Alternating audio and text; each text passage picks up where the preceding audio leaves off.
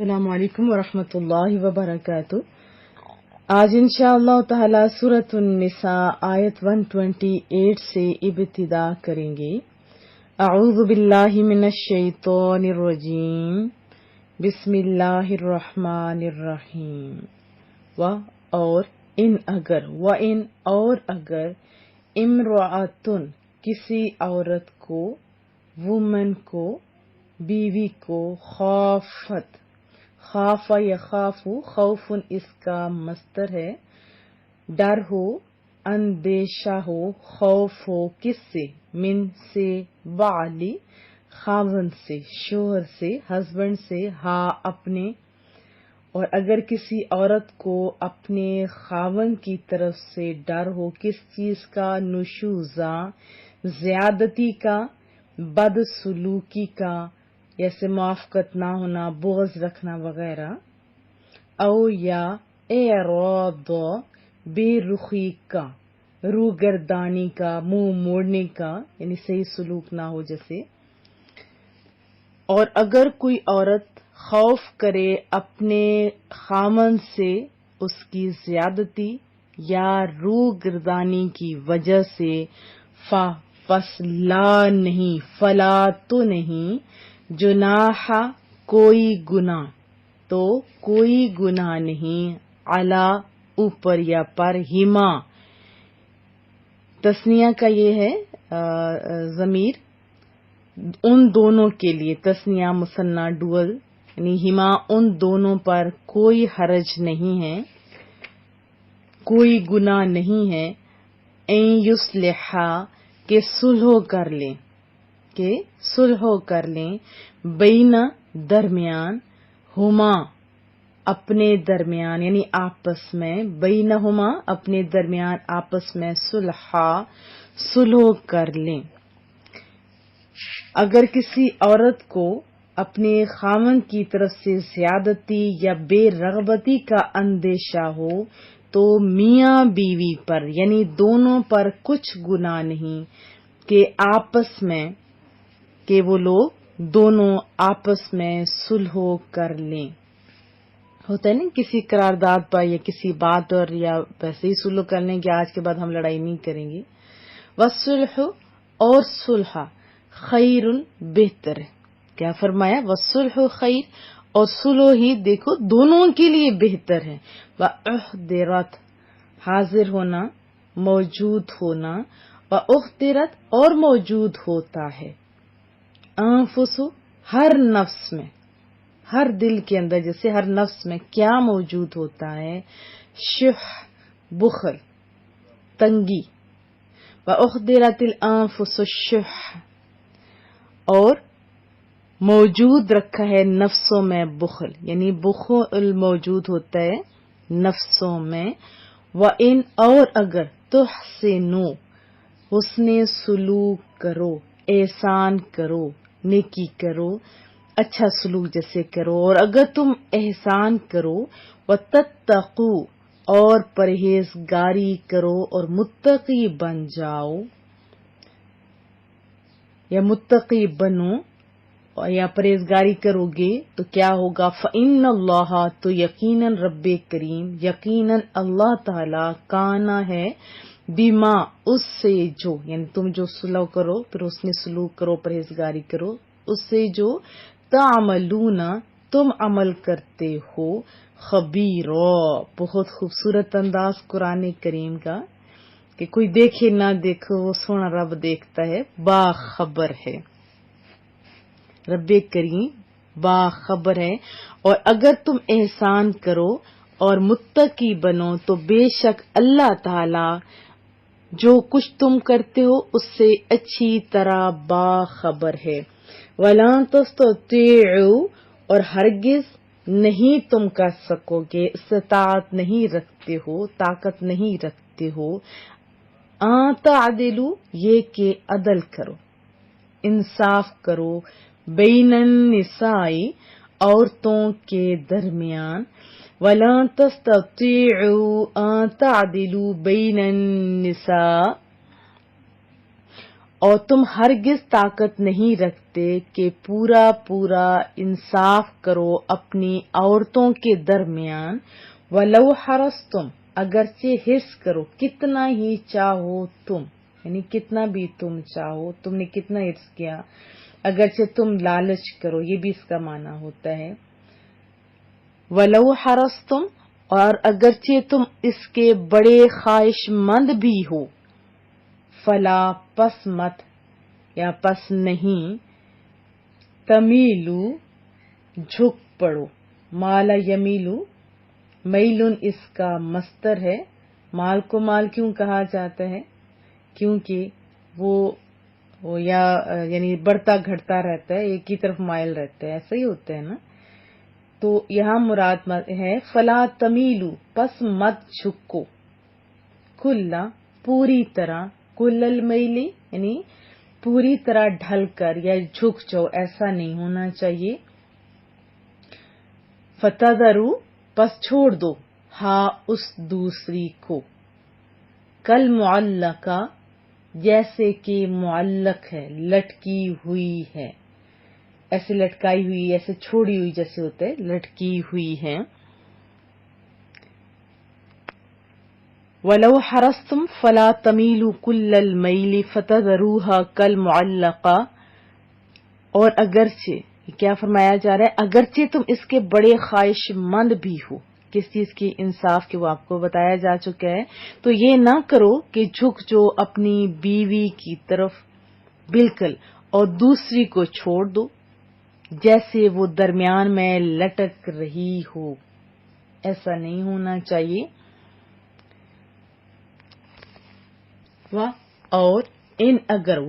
اور اگر تصلحو، اگر اصلاح کرو، صلح کر لو، اصلاح کر لو، وتتقو، اور پرہیزگاری کرو، فإن اللہ، تو یقیناً رب کریم، یقیناً اللہ تعالی، کانا ہے، غفور الرحیم، بہت بخشنے والا، بہت زیادہ رحم فرمانے والا، مہربان۔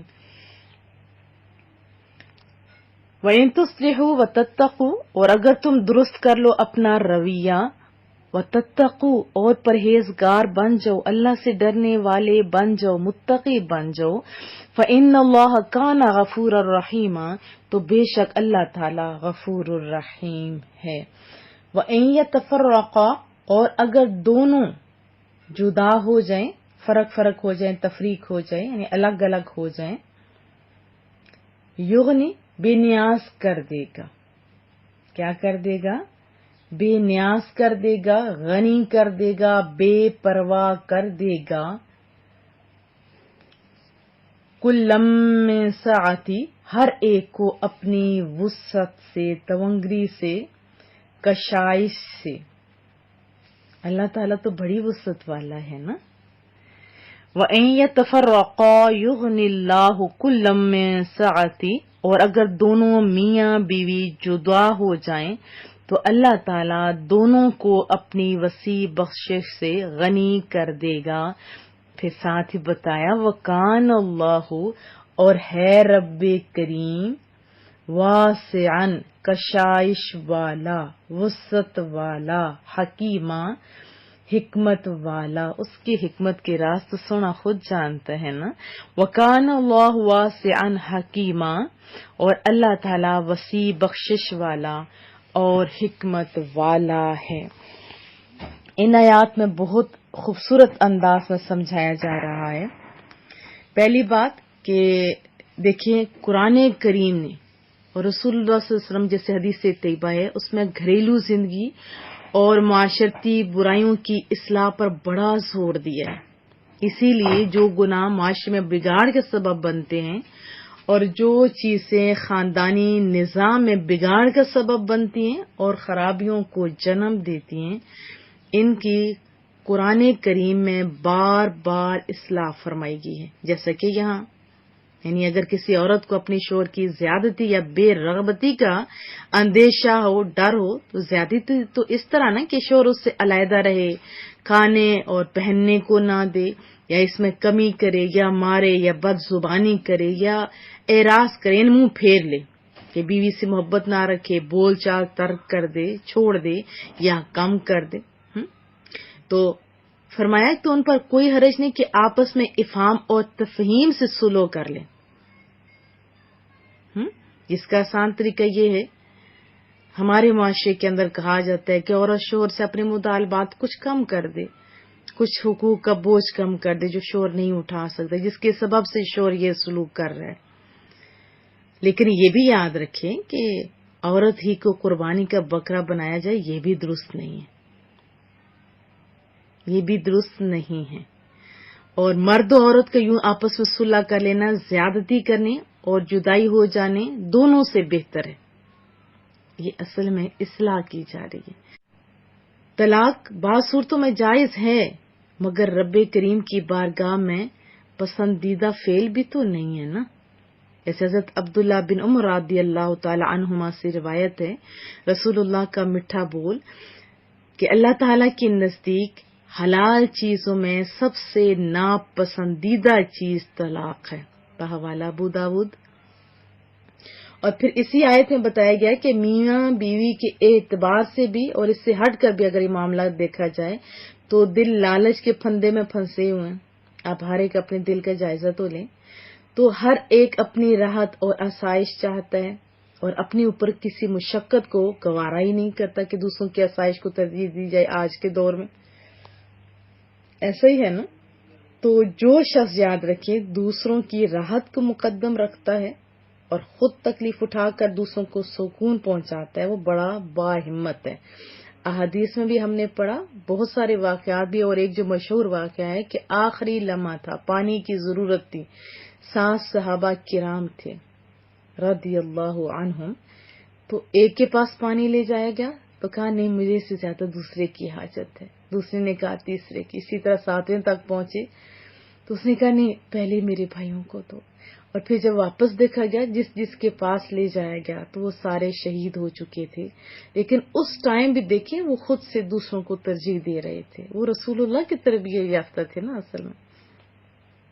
تو بہرحال دوسروں کو سکون پہنچانا خود تکلیف اٹھا کر بڑی ہمت کے کام ہے. اور اس کا بھی تذکرہ قرآن کریم میں آیا ہے، سورہ حشر میں ہے، وَيُؤْثِرُونَ عَلَىٰ أَنفُسِهِمْ وَلَوْ كَانَ بِهِمْ خَصَاصَةٌ وَمَن يُوقَ شُحَّ نَفْسِهِ فَأُولَٰئِكَ هُمُ الْمُفْلِحُونَ.